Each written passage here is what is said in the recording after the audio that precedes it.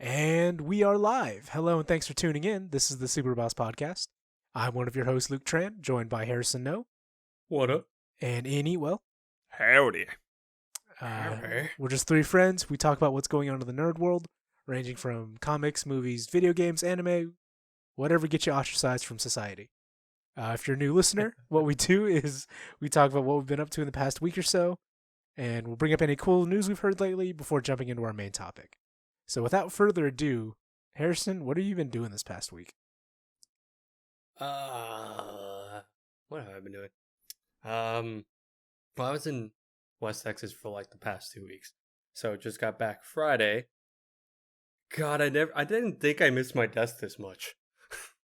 Just like having my computer and everything right here. I was like, fuck, this is great. Just not having your setup. I feel you. Dude, yeah, I got used. It was so funny because because I gave my girlfriend my old laptop just because I'm not using it. I mostly used it for school, and like right now because I have a work laptop, so I was like, "There's no point in having it right now. You can just use it." So, but I used that in the 2 weeks I was there, and then coming back, it was the weirdest shit to like just turn on my computer. Like, just having two screens was nice, and then also like I think I played like Destiny. Just getting back on, I was like playing or just anything. The difference was weird. It was like going from like a 15-inch screen to like just 27. I was like, wow, everything's big. Man, once you go two screens, you don't go back. And if you do, it sucks. It's weird. It's like, damn. I mean, it wasn't terrible. It's like it's a first world problem. It's just, yeah, but it's one of those like once you have two, you go back like how did I live like an animal? Yeah. Before having to like I've seen I was watching some videos with my girlfriend. They're making jokes about like, oh, if he has an RGB keyboard and two monitors, ladies stay away. And like first of all, whatever, RGB is cool. Second of all, you clearly have never used dual monitors because dual monitors is like that should just be the new standard. Yeah, I can watch 2 Netflix shows at the same time. Fuck off. It's super multitasking, multitask friendly. It's great. Like, I've seen those memes, Luke, and it's really funny because I'm like, I would read them and I'm like, I look at myself and I'm like, I feel attacked. I am the butt of their joke. I just read it like, you're incorrect. Dual monitors are superior. And like, honestly, like, maybe it's different because like I don't have like Razer neon green RGB for my keyboard, but being able to work in the dark is really nice. So just the backlit keyboard is a blessing. Yeah, just even if just the lettering on the keys is lit up. Agreed. Infinitely better than just like, here's my keyboard. Yeah. Yeah. I can't see because like I can like 80% I can just kind of type without looking, but sometimes, especially if I'm like writing something, I like to look and see make sure I'm typing everything right. Yeah. So yeah, if I don't have a lit keyboard, you just get gibberish from me. Oogly boogledy. But other than that, like I didn't really do much. I think I've just been playing more Apex just because I feel like I've gotten better at the game compared to. I was like, wow, this is not as bad. Oh my god, same. I was playing with Nikhil earlier today. You did? I actually got like a kill every single round. I was super happy. Hell yeah, dude. That's it. Like I was watching. I think it's also just I watch a lot of like Twitch streamers just playing like Apex more randomly. It's people I don't expect, and then there's some that I'm like, oh yeah, I used to follow you for Apex, and I just watch them play. I'm like, oh yeah, I should do that. Like, it's just like the thought process, right? It's like when should I engage, when should I pull up, blah blah blah, all that stuff. The strategy, strats, pro strats. But yeah, I think I've just been having more fun, and because I know some people are like, oh, why not play Call of Duty? And I think I mentioned this last time too, or just some other time, but excuse me. I don't know. I guess Apex to me, it feels like it is a battle royale game, while like Call of Duty is like a Call of Duty that has a battle royale mode. If you get what I mean. just different. I don't know how to explain it. Hits different. It hits different. 2020 hits different. Yeah. I think it's just like, and this is like mainly just because I know I have like in November everything's stacked. Like I have like 3 things I can play, and they're all like fucking huge games. So I'm like, what do I? That was the whole point of like the last 2 months was play something just to catch up. But at this point, I'm like, what do I do? Well, now you need to get a 3rd monitor so you can play a game on each monitor at the same time. Right. 3 games at once. Every death you have in one game, you just swap over to the next one. Swap to the other one. Jesus. God. As I look at my setup and contemplate a 3rd mod. Anyway. Nah, my life was boring for last week. So. Or get one of those really cool, like, bionic arms and hook it up to your brain. Just put wires inside me. Whoa. Just plug me in. Just plug me in. Plug me into the. We're going real cyberpunk now. Dang. Oh no. Man. That'd be wild. What about you guys? I bit my tongue today and I'm sad. It was the worst too. I was eating my favorite snack and it betrayed me. I bit my tongue. That's the ultimate betrayal. And I drew blood. For the first time. I've never bit my tongue and drew blood. I did it today. Dude, and it's like this little like circle on my tongue now. It must be nice to not draw blood when you bite your tongue. Well, now I have. Yeah. So now I know the pain. Now it's not nice. Now it's awful. Must have been nice. Sorry. It must have been. You know, weird side tangent. I've never broken a bone. Have you guys broken a bone? Wow, we're fucking freaks, dude. It's all that milk I drink. It's all I was about to say that. God.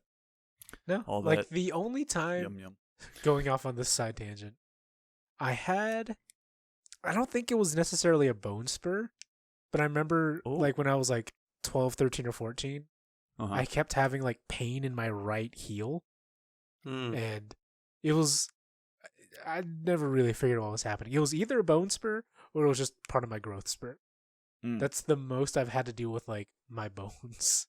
Did you have to get it like lasered off or something? Or no, like I just got x-rays because they were figuring out what it was. I remember getting x-rays and I don't remember what happened after that. Huh. Sick. That is the... I'm just kidding. I guess the most severe operation I've ever had is wisdom teeth. And it was just one. Damn. Wait, do you have to get the other ones out? I only have one, or I had one. You only have... Because I have 2, but I got out of it because they already grew out. They're like, yeah, you only have one wisdom tooth, but it's coming in. I don't trust my dentist, so maybe I didn't have to, but whatever. That is the like, scariest thing to say. Like my dentist. Oh, okay. Anyway. I feel like it's a thing that everyone's like, once you have your wisdom teeth, it's like, oh, fuck, you gotta get it pulled out. But yeah, I think most people have to get their wisdom teeth pulled. I guess it's like if it comes out like wonky. Sure. Yeah, that's the like big thing. The only 2 I have went down. Like they're not perfect, but they're out. They work. They're not bothering me. Hell yeah. Yeah, I've had wisdom teeth. I've had my appendix taken out. That was probably the biggest. I'm less whole now. Wait, another tangent. I only knew of that because I remember one time I was supposed to come hang out at your place, I think. So when I called, or maybe you texted, I remember talking to your mom for some reason about it, and I was like, oh, what the fuck? This was back in the high school days. Yeah. Woo. Gross. So that happened. Getting back on track. So that happened. Yeah. I've been playing Apex. So I've decided I haven't done it yet, but Luke, we were talking about like if we were watching any anime and neither of us were kind of like, nah, not really. I decided I'm going to start watching Vinland Saga because I heard that was really good. It's good. I've heard it's good. I haven't watched it, but that's all. I've only heard good things. Same. Oh, that's it. sorry. I've watched. That's what I did. I watched Jujutsu Kaisen. It's like Oh yeah, how is Yeah. that? It's really good. I like it. Are you I'm caught up, or interested. did you only watch the first episode? I watched the three. Okay. Have you? Wait, are you watching it? I've thought about it. I've only like it's just a passing thought in my brain. Like maybe I'll watch that, and that's it. Yeah. Like I've heard it's good, but I've mainly heard people say it's good from people who I don't really trust their tastes. So I have no So idea what including it's me. about at all, that's the other thing too. except like, there's like fists involved, it's essentially like I put it under which like is most anime. the demon anime type of deal. Like they had to fight demons, and in this one, I don't know. So far, yes, it's a lot of fists, but I think they're trying to delve into like other fighting styles. Maybe I have no idea, but so it's far, like a martial art it's demon fighty kind of anime. yes, yeah. So Got it. it fills in the void of no Demon Slayer right now, even though it's in the movie theater. But that's the point. Oh, is it? Damn. In Japan. Oh, gotcha. Gotcha. In Japan. I see. So they've already seen it, and I'm like, fuck, I just want to see the train arc already. Shit. Choo choo. Because I forget, did you guys read or watch it? I know. Demon Slayer? Yeah. Nope. I Okay. did nothing about it. I watched. Yes. Yeah. Oh, did you not finish the season? No, I think I did. I Okay. got. Yeah, I think I finished. The anime that been is so out right long. now, I think I've seen. Yes. Quite. What was I gonna say? Fuck. I don't know. Was it pertaining to that? Well, you threw me off. Sorry. Damn. Essentially, because like the first season, I was like, oh, it's definitely just setting. It feels like it's setting up for a lot of things, and then reading the manga and then knowing that, I was like, dude, train arc. That's when it all goes. Like, it's fucking hype. Mm. Like from then on, I'm like, it doesn't stop. The train I- doesn't stop. It literally. Hmm. Anyway, sorry. You're gonna watch No, Vinland you're good. Saga. I Yeah. got you. Yeah. Bookmarked. Yeah. Apparently it's pretty good. And what I've been told is it does the like the anime does the manga pretty well. So Okay. that's all cool with me. But yeah, I think that's pretty much all that's been going on, you know. I've been playing the usuals too, a little bit of Monster Hunter, a little Apex, Little everything. yeah. I think tomorrow I'll probably be playing Hades finally. So if we'll probably just not talk about that though, because we talk about it so much. I'll talk with you guys off air Yeah, about I want to it. hear your thoughts after you Yeah, play for a same. while. I think Yeah, that'll be the same. most interesting. Although, I mean, I think one, because I know your taste, and two, because the game is really good. Mm. I'm pretty sure we're only gonna have nice things to say. Yeah, I think I'm gonna like this game. Yeah, I agree. But what about you? What you been up to, Luke? I mean, kind of like you guys said, mainly the usual. Some Monster Hunter. There's a new lab in Legends of Runeterra, which is essentially in Legends of Runeterra. It's just a random game mode. Mm. So I started playing that. Because Ian mentioned it, it was Phasmophobia. I've been looking into it because I don't play horror games, but I think it'd be fun to play because none of us play horror games. Right. So, and I mean, it's like one of the big things going on right now, I guess. Besides, like, I mean, you have Among Us, but Phasmophobia, I think, is rapidly catching up. Mm-hmm. I watched AOC play Among Us yesterday, which was really funny. Yeah. Really good too. Like, it was pretty interesting. Mm-hmm. I only But- tuned in for a little bit, but it was Yeah. cool. I'm not doing a whole lot because I'm moving soon, so I'm not packing, but I'm not playing anything because I dread packing. So I'm in this limbo of like, God, I don't want to pack. So I just kind of sit there and do nothing. That's what I've been doing. Procrastination station, baby. Super procrastinator. But you don't play because you know you gotta pack. Yeah, exactly. Damn. What a vicious cycle. I'm just trapped in a hellhole. Yeah. But you guys heard anything interesting the past week? I think it's like we're always just kind of waiting to like once November's here, there's gonna be every day some new article about something going on. So yeah, I really got to start writing shit down because I feel like I've heard a lot of cool stuff, but I don't remember any of it now. So that's why we have that section in the Discord, dude. Yeah, I just don't think about just copy and paste. I'm just used to being like, oh, that's cool, and then I move on with my day. That's how I operate. For once, yeah, I'm same. I know I heard some cool shit. I was like, oh, this is cool. And then I think it's also just because I think like last week, mostly being in El Paso, I'm like, oh yeah, that's cool. All right, gotta do shit.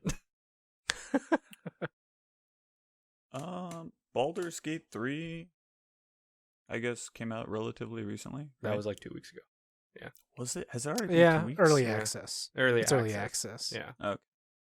Which I wasn't expecting, honestly. It was very surprising. I was like, wow. I mean, that's cool.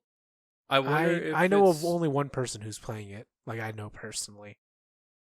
Yeah. Okay. I know my brother's playing it. That's who it is. Yeah. That's who it was. Okay. I didn't know if it was another person that you... Yeah. I've seen a few streamy people play it, but I haven't actually... Yeah, I haven't talked to anybody. He said, like, hold off. He's like, it's cool. Yeah, apparently hold it's off. kind of buggy. He's buggy as fuck. I was like, all right. But he likes it enough that he's like, oh, I'll support it. I was like, all right, I see you. Yeah. Yeah, I mean, once they figure all that shit out, I'm sure it's going to be great because it's Larian, so. If you like what they do, you'll like it, probably. If you really like I mean, because I know a bunch of people who are just fans of Baldur's Gate. Mm-hmm. And so, it's been, 16 years since Baldur's Gate 2? I don't actually know off the top of my head. Oh! It's been a while from Baldur's Gate 2, so what are you going to say? Ian? Yes. I just came across it. So Amnesia was kind of like a really big thing when it came out. Amnesia Rebirth is now out. Is it like a remaster? Right? No, it's a new game. Like, okay. Yeah. See, it's weird because I remember Amnesia came out and was a huge hit. Mm-hmm. And then they had another game. I don't know if it was a sequel or not, but it was A Machine for Pigs. Yep. That's what and I don't remember that being received as well. I think it was just like, it came out. It was cool, but I guess maybe because Amnesia did it first, it wasn't as interesting. So interesting. Yeah, Amnesia Rebirth. But it's been a while since that came out. It's been a while. So it probably is a good time. And horror games are kind of, I guess, coming back. Yeah. Just in time for... Well, actually, it's already October. See, time flies. It's great. Oh, dude, Halloween's next week. That's what it is. I was like, there's something coming up. God damn it. Oh, yeah, Amnesia Machine for Pigs. Okay, cool. I wasn't finding it at first, but yeah. Yeah, so is the Dark Descent the first one? Yeah, Amnesia Dark Descent. Well, okay. I don't know if it's the first, actually. Or was that like it was the big one. That was the one that was like huge, yeah. Okay. I didn't realize they also did Soma. Interesting. I've heard Soma is amazing. So it's okay. So I guess they have been busy with some work. Mm-hmm. Interesting. But yeah, that came out. That's what I was thinking of. I don't think I have anything else to say though. I don't either. Just I was wondering if you guys had anything to say. Well, the cool thing was Demon Slayer movie came out, but that's in fucking Japan, so I'm not salty. Just me. So I feel that they announced the end of Evangelion 4th movie remake for January or March of next year. Mm-hmm. I'm pretty sure it's January of next year, and I just know I'm not gonna be able to see it in theaters. So the rest of the world gets to go watch it and laugh, and I'm just sitting here like, please, I want to go out. Please, I need to see people. I was watching a stream where they were talking about it, and he's like, I've kind of just what's the word I'm looking for? I kind of just resorted to, on one monitor, I'll just have like a DJ set playing, but it'll be like one that's panning to like the audience, and it's just shots of like a bunch of people, just so I can feel like I'm alive and there's people around. It's like, dang. I did that like 3 months ago for like a while. Then it just stopped. And I was like, all right, I got it. I'm okay. Well, it's just because like that was when like a lot of people were like, oh, we're just gonna still keep trying to like, I don't know, just do stuff. You know, it's like, oh, we gotta still do like DJ stuff and all that. I was like, all right, yeah, gotta still have set drops and all that. But that's funny. We all it's just like, want to get. I need, yeah, right. We all just want to get out. But we'll be here, and you'll be here listening to us because we're all trapped. We're all trapped. It's a pandemic world, baby. All right. Well, if we got nothing else, you guys want to just jump into the main topic? Let's go. Yeah, let's do it. This All was hard. Good. I was hoping you guys would be sitting there like, what is my thing? So, the thing I wanted to talk about this week, because we've been kind of talking about a lot of stuff that's our opinion, and let's just keep that train going, basically. So the thing I asked everybody is to pick your favorite subject matter in video games or movies or a book or whatever. Find your favorite subject matter and give 2 or 3 examples of your 2 or 3 of your favorite examples of that subject matter. And like I was having a lot of trouble too. Just sitting there like, what? Like it's first like, what do I like? Do I really like this, or I only like this kind of example? And I think the thing I like most, and maybe it's just because it's recent, it's all the stuff I kind of really enjoy lately. I really like deconstructions of genres, and so that's going to be my answer. Is my favorite subject matter is deconstructing a genre. And basically what that means is you kind of take any sort of genre and you do the subvert your expectations joke, but in a tasteful way. And the 2 examples I was going to think of, so Evangelion 1 is my favorite anime of all time. And it's a deconstruction of the mech anime, where it takes all of the like popular mech tropes in anime and basically turns it around and shows you in reality, this is how, like, if the same situation happened in a mech anime in real life, this is how it would happen. And I think part of it is, one, I watched Evangelion when I was like a teen. Yeah. And so psychologically I really connected because it was like, oh, you know, going through puberty and all that garbage. But also, outside of Evangelion, one thing I really do like about deconstructions is that you kind of have to know a lot about the genre as a whole anyway. Mm-hmm. And that's kind of the way I do things, is like, I get into something and then I deep dive super hard into it. So, like, oh, I really like superhero stuff. Watch a bunch of superhero stuff. And then I read Worm. I was like, wait, Worm is like this perfect example of like not goody two shoes, but not super grim dark. It's like, because Worm is my other example of like deconstruction, because Worm, I think, deconstructs a lot of superhero tropes and like the superhero genre. But I think you guys probably would have expected that because I keep begging them to read Worm. Yeah. But it's like, especially for Worm, I think lately, I say lately in like the past 10 years, I feel like the superhero genre is like on the up and up. And especially people taking like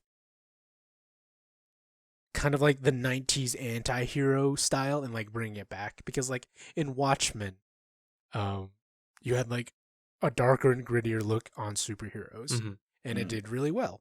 And then you have stuff like The Punisher was a super popular Netflix story or Netflix series, or even Green Arrow, who's like maybe not like is.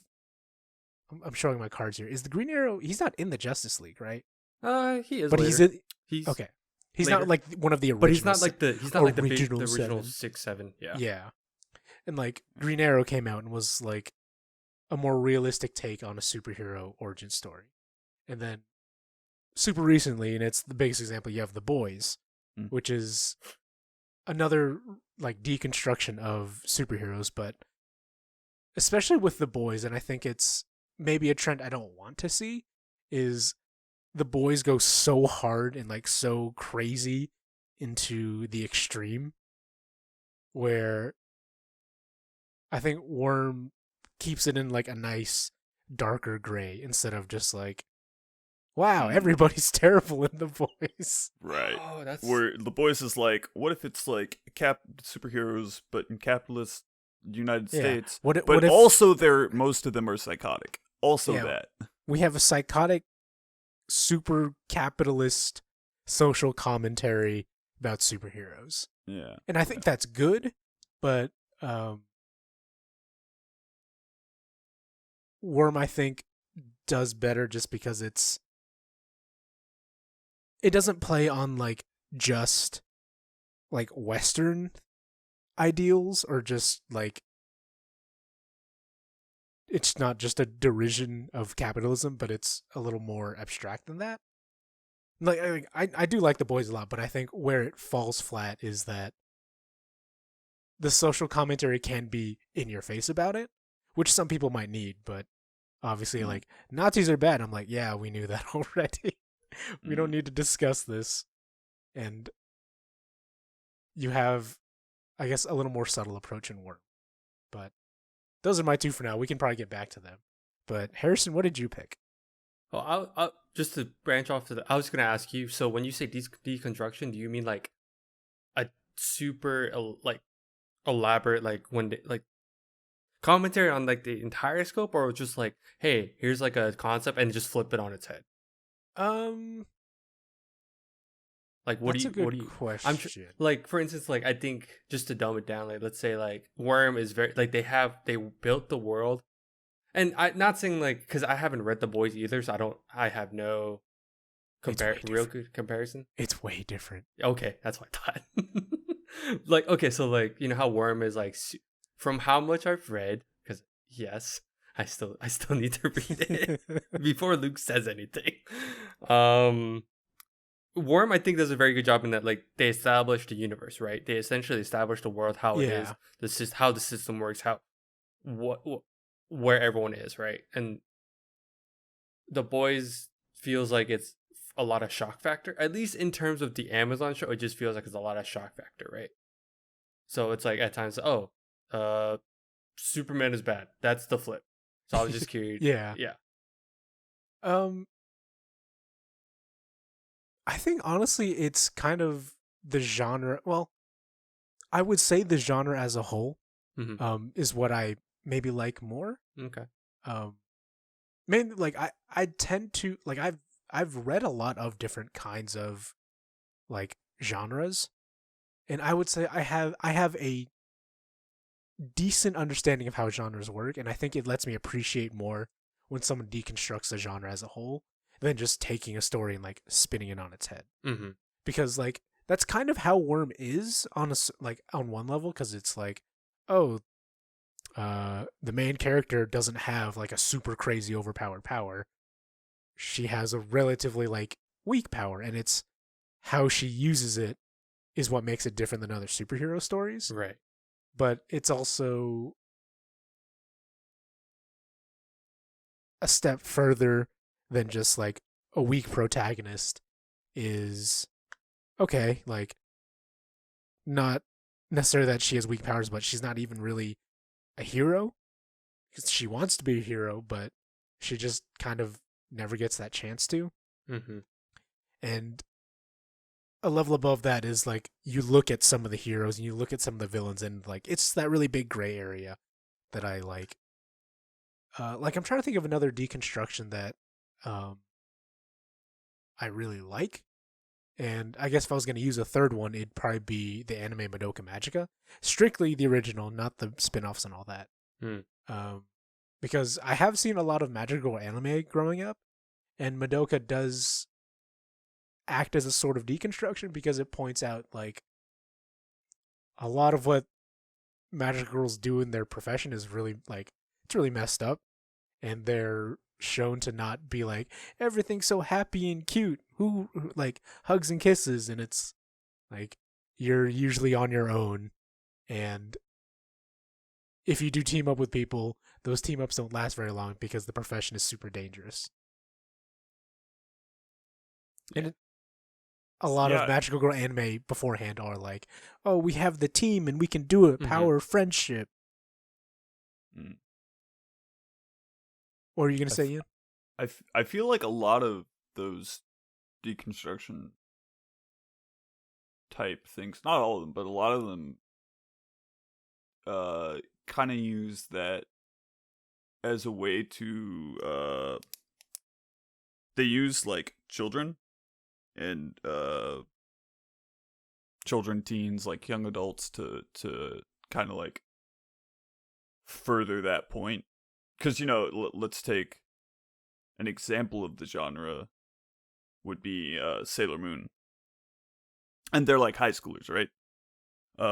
But they're doing like all this like save the world shit. But the stakes are, even though the show never really explicitly tells you because it's a kid's show, the stakes are like life or death. And I think Magica, it's like actually showing that what they're doing is actually pretty fucked up. And like, because I was just thinking about like in Worm, the protagonist is a girl in high school, and it centers on the group that she's with. They're all like relatively that age.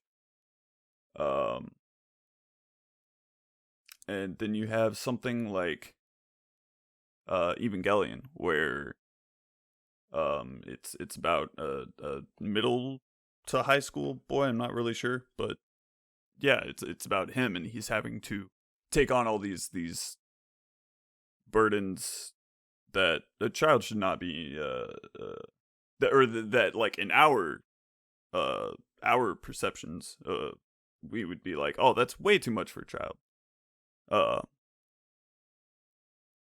I guess it's just like it's a common thread between deconstructions that I found interesting, because they do it. I don't know if this would be a deconstruction, but like, what is it? The Hunger Games and the thing that it's based off of, or Ender's Game. They're all like taking that like child innocence and then putting it into like this grotesque like world where they have to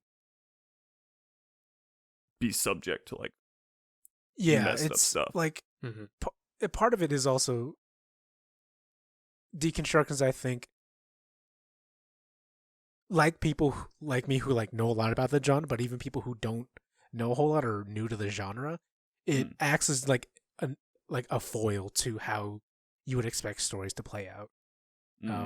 Because it's different, or it's, I think, a little different for me because I consume a lot of really long pieces of media. Like, my favorite books are like, oh, you know, there's 6 or 7 books in the series, and that's like normal for me. So you tend to get more in depth about that, but even like there are smaller parts to deconstructions I like in The Incredibles. The beginning of The Incredibles kind of does deconstruct the superhero genre, because like you have like, oh, the golden age of heroes, and then all the heroes start getting in legal trouble. And it's like, okay, it's like an interesting like peeling away of what you would expect. Or even the latest Joker movie, kind of, you know, it's always like younger teens who really romanticize the Joker and or Harley Quinn. And then the Joker is about, no, this is what it'd probably be like to be sick like the Joker. And it's not glamorous and it's not pretty. It's super awkward and like isolating. And it's interesting like that because God, that whole movie made me creep. Like, they do such a good job of making you feel a certain way. yeah, like you just don't feel comfortable. And that's probably what you're supposed to get from the Joker is like, this person isn't comfortable living in society and or being themselves. They're not some like amazing mastermind criminal genius. They're this like incredibly damaged person. And that's kind of why I'm excited for the new Batman movie with Robert Pattinson, because they're trying to go for a time in Batman's life where we haven't seen before, which is kind of really early on in it. Like not when he becomes Batman, but when he's been Batman for maybe a year or so. Because we saw, and I think the Batman Begins, we saw, at least in that Nolan trilogy, this is how he got started. He joined the League of Shadows and he left. And this is partly why I'm basing it off of the trailers. You kind of see Batman, you know, he's been Batman for a year or two. Like, he kind of looks like a crazy person. He's not this super slick, really charismatic, really suave person. He looks like, I haven't slept in 36 hours because I'm hunting a guy named Enigma who just makes riddles. And I can't sleep because my parents were killed, and it's like this driving force, and I took the guns that murdered them and molded them onto my chest. And it's like, okay, we get to see the insane Batman, because honestly, Batman is kind of insane, and I think it's interesting. I am Man-Bat. Man-Bat. Yeah. But yeah, Harrison, what did you pick? So, if that answers your question. So, no, it did answer my question. I was just curious, like, just to expand on that, because, so you answered my question. It was just more like, I was just curious. But even better was that I created a segue out of that, because you ended on Batman. And you're going to talk about And I'm talking about Batman. It was funny because you guys were like, oh, this is hard. And I sat here. At first, I was like, oh, yeah, this is going to be hard. I looked to my left. I'm like, Batman. Oh, shit. Yeah. Easy. Let's go.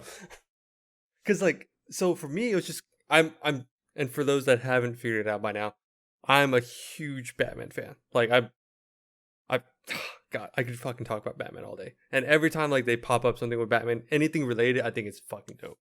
So, yeah. And I tried to, like, contain, like, my excitement for the movie because I just really wanted it to be good.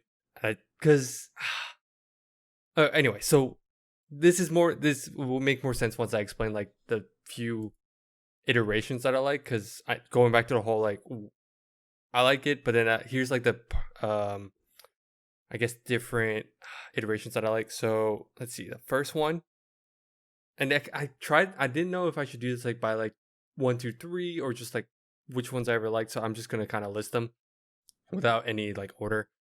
I think so. The first, I liked the animated series mainly because, well, one, I think it's just we've all watched it as a kid, but I remember every day after school, like, going back home, and it'd be, I forgot, like, what time now, because sometimes it would play at a different time, but mainly on Cartoon Network or WB Kids, and fuck, fucking love that, because it was like I wasn't a huge Superman fan because it felt like he could just do whatever, like, he felt super overpowered.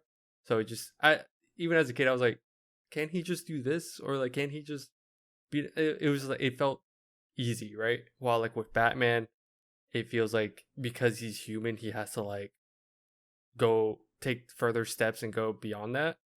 But then he comes out and feels like, and everyone's like, wait, no, he's superhuman. He's gotta be.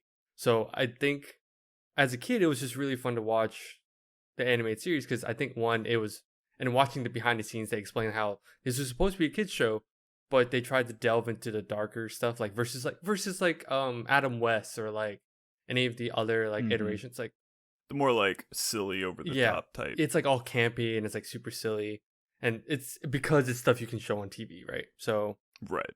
With the animated series, it was just, I think it was one, I just liked, it was a cartoon, so I was like, oh, this is really cool, like, just easy to watch.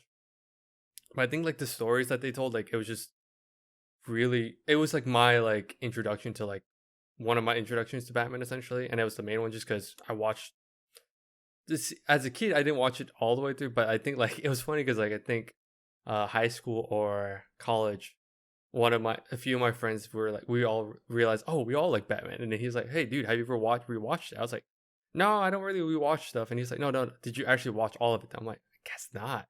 So then I remember we like in our free time we just watched that, and I'm like, it was just so good because it would touch on a lot of different stories that they would do in the comics, but then they would also put like a twist, or even like it was just, I think the most famous one was the Freeze one, where they actually introduced like how, I don't remember if it was probably a different iteration, but it became like one of the best stories that were told because of how they made Mr. Freeze feel more human, because it was more geared towards like he's doing this for his wife. She died, or she was dying, so he had to freeze her over, and he tried to find a cure. So it humanized him, right? So it was just right. I think it was one of the cooler stories because it felt like, oh wow, they're like, it's not like just some super villain that's like, hey, it's like the whole like I'm gonna take over the world, or I'm just gonna take over the town, blah blah. It's like he has a different purpose, and he's a villain because he's just trying to protect his wife. I remember that one being like one of the more. It kind of adds.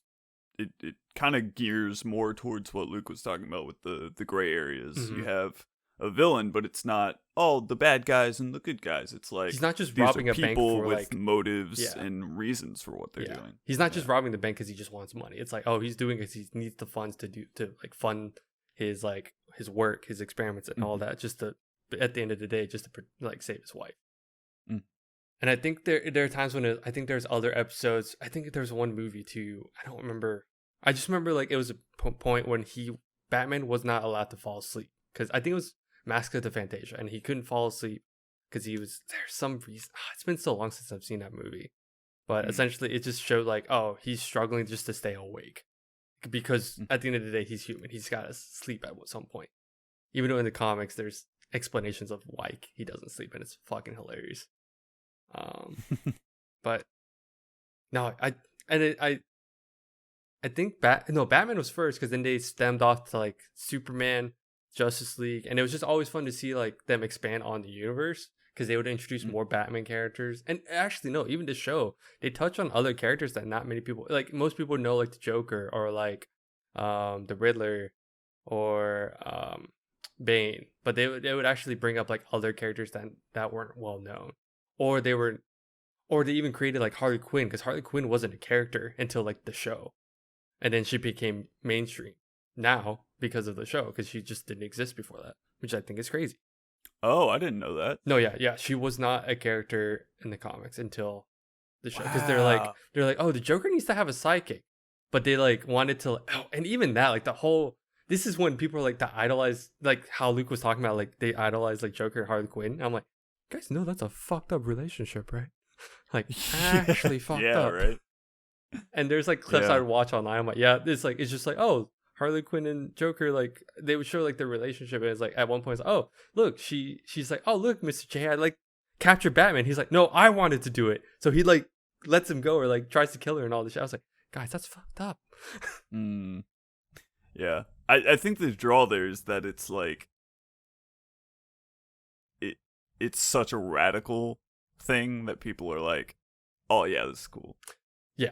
And I mean, just also it's so out there. It's so out there, and I mean, also like she was definitely like the comedic like character, in the entire thing. So, and I mean, who doesn't love like the Bonnie and Clyde?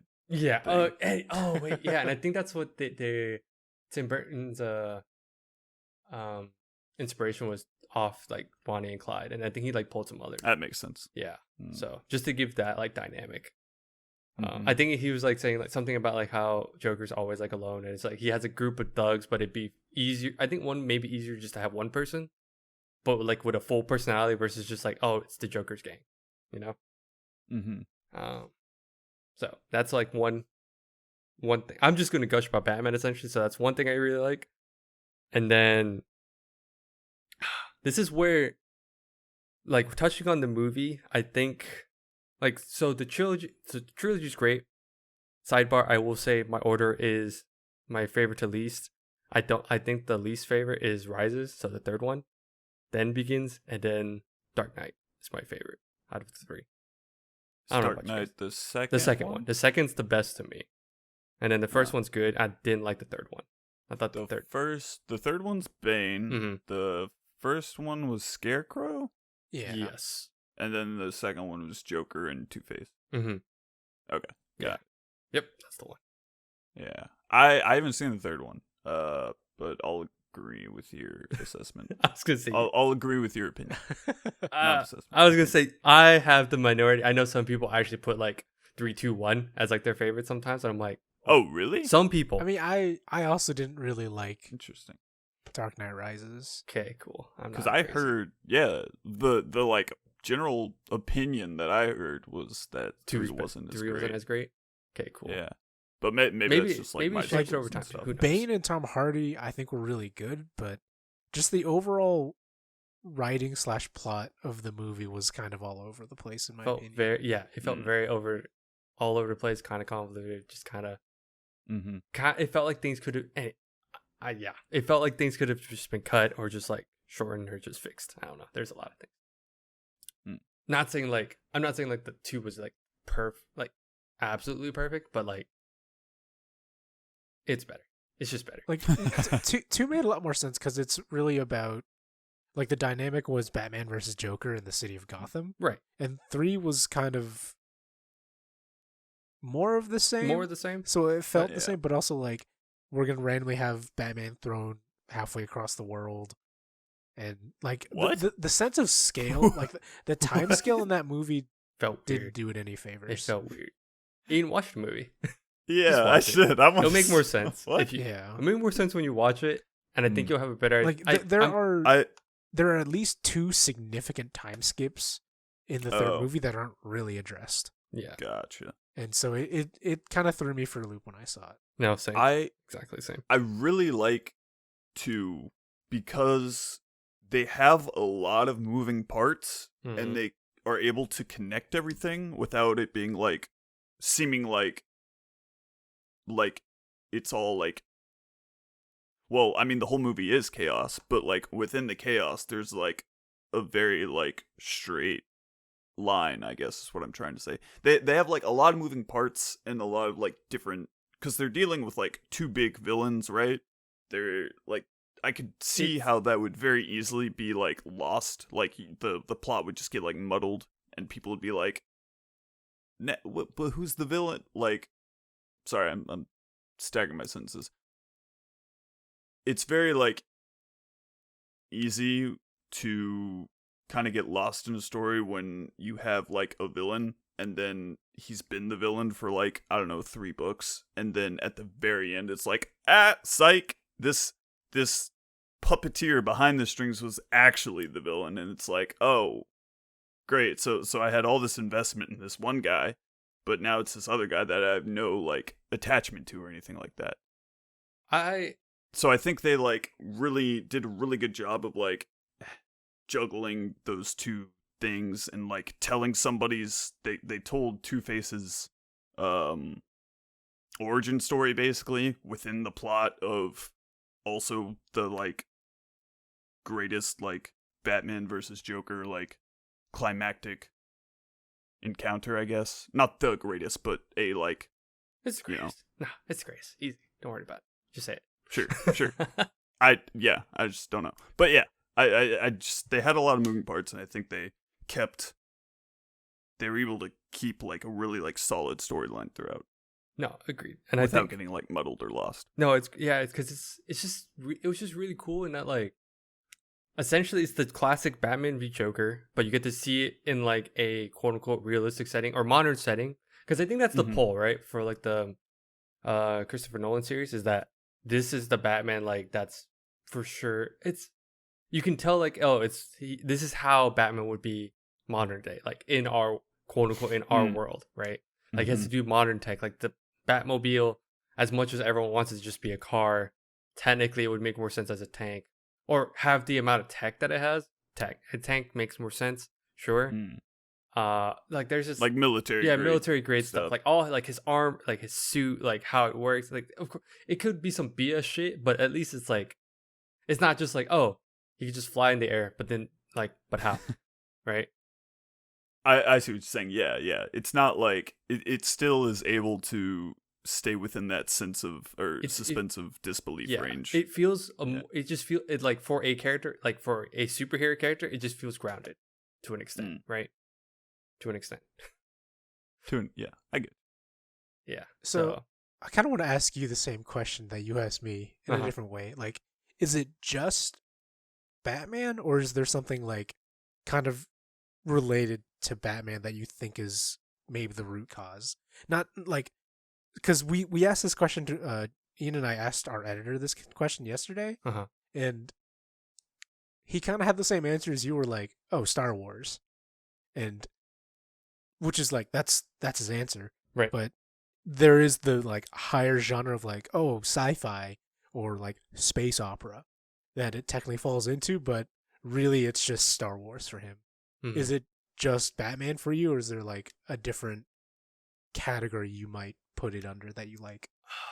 See, it's hard to because back then it was hard to. Even now, it's still hard to categorize if it's even a category. I think specifically it's Batman, just because I like the stories from the comics and all that. Because I've tried to, because then you could easily say like, oh, if it's like that character trope, like the type of character, right? Like it's just a human, but he's like a part, like with the superheroes, then some would think that Iron Man's my favorite character, but he's not. And I think because at least in Marvel, I think out of those guys, I liked Captain America more, but maybe that's just because of value. As much as I like it, there's like a lot of things I like Iron Man's arc and everything, but I just, as a character, like, because they're usually kind of pitted together. Like Batman and Iron Man are kind of the same. Like they're tech billionaires that like take on a suit and fight crime. Like overall, that's like the idea. And even then, I still don't think I like Iron Man as much, maybe. And so I think what it is just more, I think I like how, I think I just like, let's say for Batman, what I like about Batman specifically is, like I said before, it's you're in this world, he's put in this world, and there's he's put in this world, and there's like a bunch of superheroes, right? And everyone's like, oh, there's these guys that are like that are considered like godly, or they have like crazy powers. And yet there's this one human dude that can like be essentially put up on that same pedestal, which I think at times it's fun. It's just fun to read. Like, for instance, like in some comics, it's like, oh, they show like how much he can bench. Like he's just super strong because he has to work to that point. It's not, and then like, or like, sure, they could say, oh, his intellect is crazy because he knows all these martial arts, different fighting styles, and he just remembers all of it. Sure, there's like some crazy like, that's almost impossible, some would say. But it's always, to me, it's always like the big pull of, it'd be cool if that was possible. And I think I try to put myself in that in that mindset where it's just more of like a work ethic type of deal. So that's why I gravitate more towards that. And I think that's, so I don't know. I'm trying to answer your question. Mainly it's like, is it like you like Batman more as a superhero because it's more about his like work ethic and his dedication rather than his like God-given talents or his just something he naturally has? Yeah, so it's like I think it's more like because he's human, it's cool that it's like, what if I can get to that point? It's like, oh, what if like I work out to this point? That'd be cool. And you see people like every day, it's like, oh, you see these like powerlifters or like bodybuilders get to this point. I'm like, oh, that's work. Or like people, it's like an inspirational. Yeah, it's more. Yeah, like I like to make it more inspirational in that sense, and that's why I put Batman up there. And I mean, because you can claim the same thing for like a lot of heroes. It's like, oh, they're all good because they believe in this aspect. I'm like, yeah, that's cool. But then like, for instance, like Superman's always a Boy Scout, but he has there's this whole other like thing where I'm like, okay, yeah, I get his character type. Like he has his power, but he has to like suppress it. But he could do anything he wants, but he tries to do good, blah, blah, blah, all that shit. Yeah. But so sorry, keep going. But I mean, but then like at the end of the day, it's like Batman could be on that level too, right? Mm. I think it's just more like aspirational. Like if you could push the boundary, that'd be cool. Right. Yeah, because I mean, they even have a thing where he's like, I have a contingency plan to like kill every member of the Justice League if need be, if they ever go rogue or whatever, you know? Yeah. So it's And like, then his, oh, wow. And then his is like, I'm just human. You guys got it. Yeah, right? But here's how you do it if you need to. Yeah, but anyway, here's how you kill me. Yeah, no, I What if totally that's get your, that. like- I totally get that. Yeah. What if that's like... Oh, man, I just want that to be like somebody's... What is it called? When after they die, they have like a videotape that they play for everybody. It's like, here's how to kill all your family members. It's like, what the fuck? This was all what just was in Dad? case. What kind of person was Dad? This was all just in case. This was a backup plan. Nothing against you guys. Yeah, Love right. you. Peace. Just in case. Something I wanted to ask was, so is it it's specifically the character then that you are interested in, rather than the like genre that Batman, or the style that a lot of rather than like a lot of Batman is like psychological thriller-ish sometimes, or sometimes it dips into that. But rather than that, what draws you is the character, not necessarily the like dark setting that he's usually in. No, yeah, it's not it's definitely not the setting. I think it's just like that kind of intensifies like his character in a sense. Because I think the other thing is, I think that's what the pull is. Like most time when you look at like other superheroes, it's like, oh, they have to use their powers. Like for instance, like Wonder Woman, she can get out of it like using her lasso. It's like, oh, let's find the truth out by doing this. Well, but she has a lasso. Okay, cool. Superman, how does he? There's a power creep that you have to deal with, like, because each person has to be stronger and stronger and stronger, because at a certain rate, what do you do? You know, and then of course that's when they're like, kryptonite. I was like, well, shit. All right, well that sucks. So they have to like make up these things that are the like counter to the hero. Yeah, and I mean, so like, to me, when you compare it to like other like mainstream Justice League heroes, I think Batman's just more complex and it's just more interesting. Because then there's like, and I think not just like, speaking of genre, it's just really fun to see like, oh, it's just not like it's like, oh, he has combat, but it's cool to see like how he fights and he has to deal with like a normal person, quote unquote, but like at another level. But then he also showed that, and this is why I'm also excited for the new Batman movie, is they're supposed to delve more into the detective side. It's supposed to show how smart he is, how much he has to actually think about how things are, you know, what's happening, do some detective work, figure out what's going on. And I think that's also like a good facet, just to have fun with that. And then, yeah, at the end of the day, I think, and then his villains are all like fucking psycho. But then it's always fun to see like people, but it's always fun to see like, oh, this guy's mental, but you can see like his backstory of like how he gets to this point. I think it's just way more interesting. Like his rogue gallery is fucking insane. Like on par with like Marvel for like Spider-Man, for instance. Like his rogue gallery is crazy too, and that's why people like Spider-Man a lot. Yeah, I agree. So I tend to like I tend to like things that are more relatable as well, rather than just being like, it's just because he's like, you know how anime is like, he's just the fucking like god main character. I like things. That's why I like. I think that's why one of the reasons I like Haikyuu so much is because he sucks at volleyball, but he like gets good. He gets good. He works like towards learns about it. Yeah. Agreed. It's so I mean that's also why I like Haikyuu.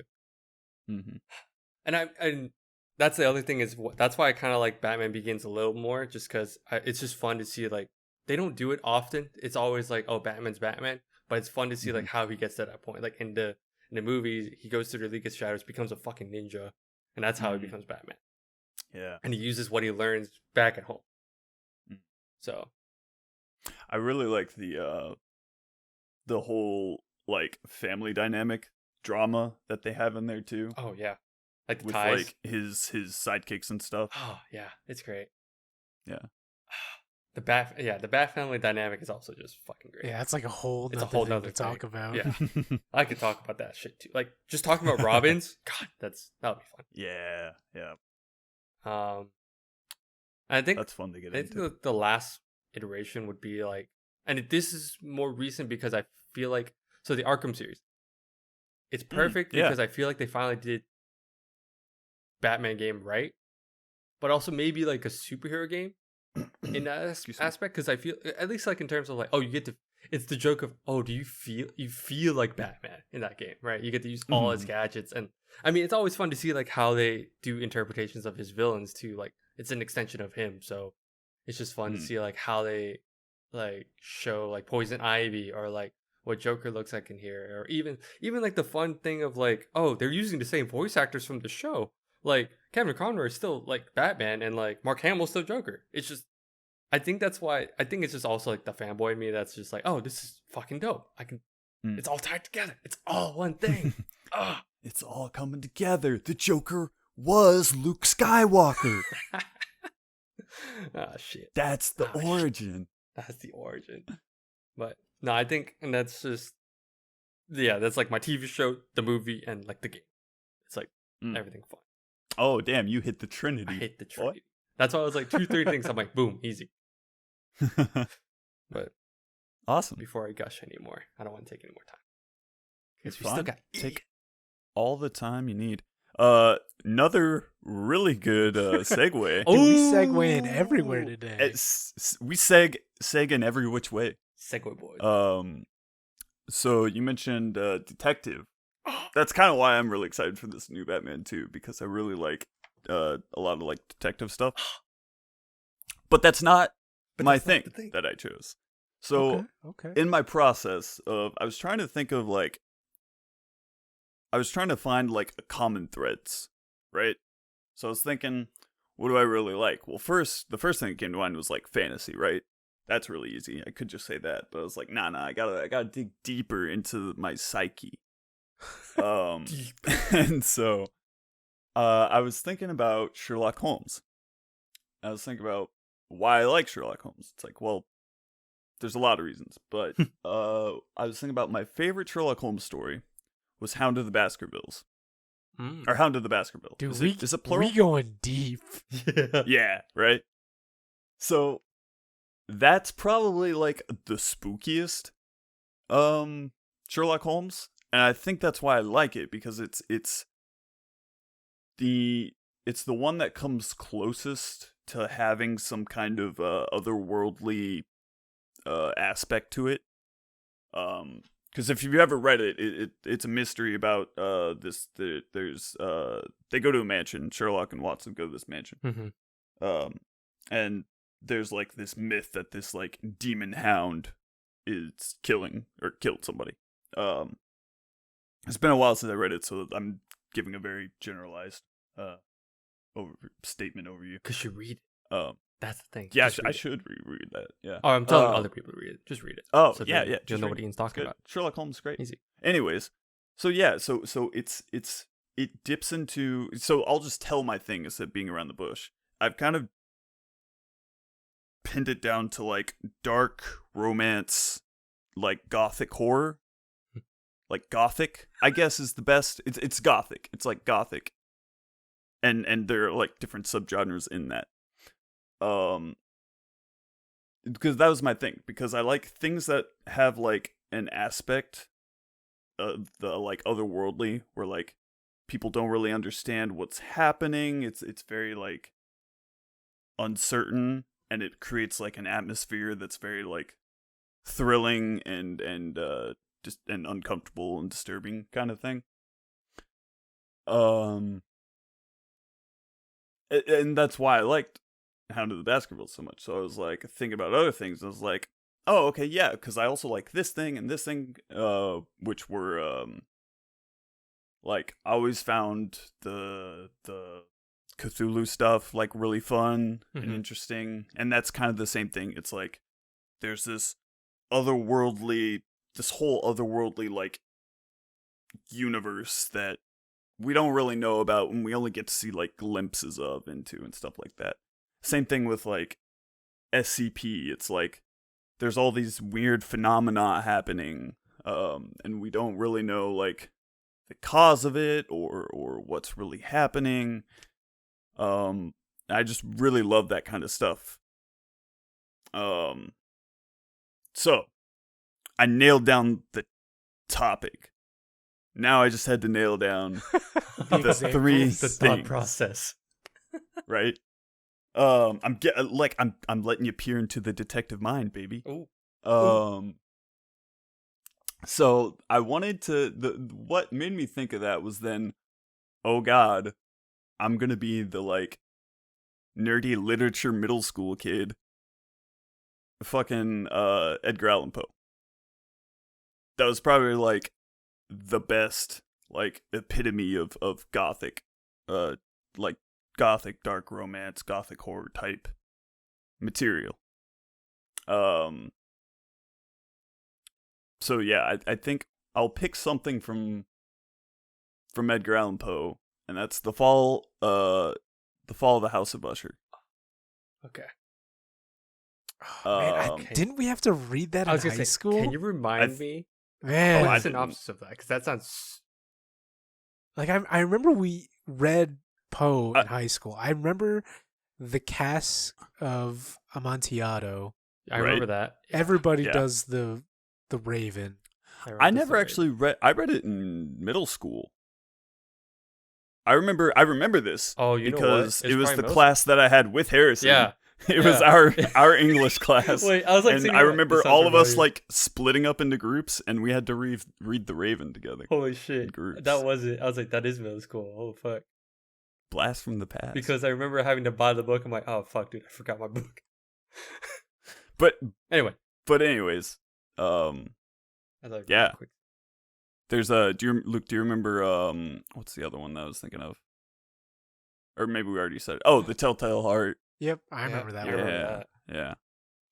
I- Oh man, a quick He's just going down the list. yeah, I don't know if I can give you a quick description of the Fall of the House of Usher. No, I just got it. I looked at this now. I Okay, don't remember now. Cool. All Now I right. remember. Oh, shit. Yeah, I think it's The Fall of the House of Usher or Mask of the Red Death are probably like two of my favorite like Poes. Actually, I'll give you four. Ooh. It's those two, The Raven, and then Cask of Amontillado. But if I was gonna pick one, I'll probably pick The Fall of the House of Usher. But I didn't want to like. I wanted to bring it more into like modern times and like what we see more of now. So the other thing I was thinking of to make it more like more relevant, I guess, is Bloodborne. I think Bloodborne's like the perfect epitome of like it's like gothic in terms of its architecture. It has like the element of the unnatural and unnerving. Yeah, like Bloodborne is just the perfect aesthetic. I have that game. I just haven't played it. Yeah, right. Actually, no, you bought it on my PS4. Yeah. Just kidding. Dude, play it for me. Play it. I will. Hill I die upon. Bloodborne is the best From Software game. Hands down, the best one. Have people disagreed with that? Because I hear that a lot too. Some people like. I haven't heard a lot of dissenting opinions, but one of the factors is Bloodborne does play faster. Like they don't have like as much combat / build diversity like the other Dark Souls or Demon Souls, because all the weapons are kind of like the game itself is designed to be fast, kind of like Sekiro, where it's just a different kind of play style. So some people don't really like that, or like they're really big into like the shields in Dark Souls or like magic in Dark Souls. And that was the big thing with Bloodborne is they don't have shields, and it's kind of just like your dodge. You just dodge. But did I cut out? Am I still here? Yeah, No, you're still here. Okay. I thought you were. I didn't want to cut you off. That's the kind of dissenting opinions I've heard. I can understand that, but yeah, I haven't played it. I've seen like 3 different gameplays, like all the way through. I've seen 3 different like stuff where I've just watched it because I've wanted to play it so bad. Dude, But Ian's getting me a little fucked up right now because I'm rethinking my answer now. Oh no! So finish out with you, Ian, because like okay, I'm trying to figure out if I'm being like brain blasted or not. Jimmy Neutron, brain blast. Yeah. Okay. All right. So yeah, Bloodborne. I just think so. I haven't played it, so in terms of like the mechanics and stuff, I know from what people have described, but I've never actually like felt it myself. But I just really love the world around it, the aesthetic, the atmosphere, and that sort of thing. So look at me. I got a literature and I got a game. But I think I think that's all I have. I don't think I was able to find like a third one. Because there's so much stuff that's so good that I don't think I can pick. Top two. I mean that's fine. Top two. I got good. a top two. That's pretty good. What's your second guess? Yeah. Luke. So yeah, what are you thinking about? Now I'm thinking I also really like kind of like what Bloodborne does, where it basically amounts to like it's just a giant cosmic horror story. Like the biggest one obviously is like Lovecraft. Mm-hmm. But something especially about Bloodborne I like is the reveal just comes out of nowhere. Because Bloodborne was like marketed and it starts out like, okay, it's like, you know, gothic horror. You're in this Victorian-esque town and you're hunting werewolves basically. And, you know, something's going on. You can kind of tell something's off, but like, okay, you know, it's Victorian, medieval, gothic horror, whatever. And then like you just do a few things and then suddenly you're like, why are these giant aliens all over the game? And it's this like the reveal of it's so much more going on. Like the lore, it goes into so much more depth about what is going on in Bloodborne that something like that, it's such an awesome moment for me. And another one, this is huge spoiler warning for okay, not even gonna say it. I'm just gonna skip over it. But there are other pieces of media I like that also kind of have an overarching kind of subtle cosmic horror going on in the background. And I'm thinking like, wait, maybe that's what I really like. Cosmic horror. Because even like in a tabletop campaign that I was playing with my friends for a while, at least in my mind, I feel like I did a lot of world building and kind of how I set up how the world was started and kind of the overarching plot of that story. It would devolve into like a cosmic horror story. So I'm thinking like maybe that's what I'm into. And Evangelion, if you think about it, is kind of into cosmic horror because like when you start Evangelion, okay, there's a robot, kid needs to get in the robot, fight the giant monsters, whatever. And then as the plot continues, like, okay, like some freaky deaky organization's kind of doing some stuff, whatever. And by the end, it's like, okay, freaky deaky behind the scenes organization is controlling humanity to make humanity become this gestalt being, so we evolve as a species into one singular hive mind so we can live eternally. And you're just like, what's happening? And it's like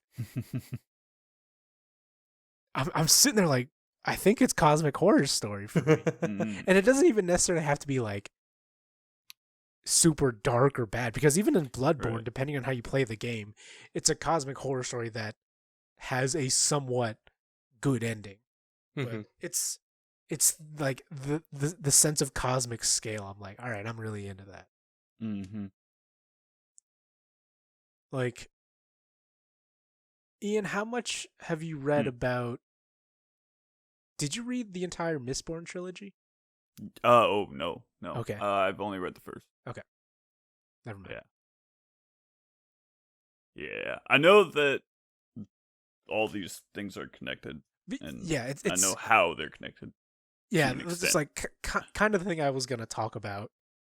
Before I cut myself off, I will say like Brandon Sanderson, who is one of my like top 3 favorite authors of all time, has this entire universe split between, I think, 2 or 3 different major book series, and they all link together.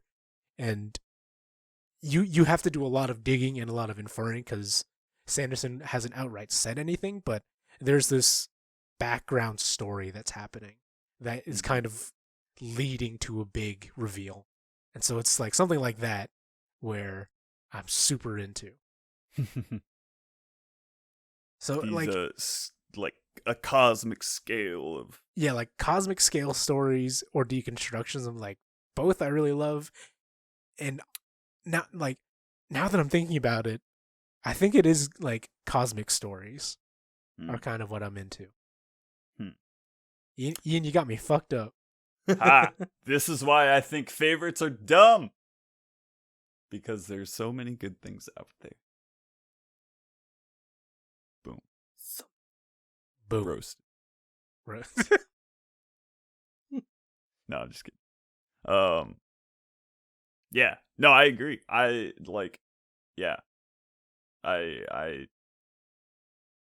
think that is like an aspect of that genre that I think is really awesome, really interesting. I think for me, if you have any kind of like, I think I'm pretty basic. If you have any kind of like, you put like, do like a 1930s British like chimney sweep and put like some magic in that, and I'm in it. Like pick like a real world thing, put some magic in it, I'm down. Lion the Witch in the Wardrobe, magic wardrobe, let's go.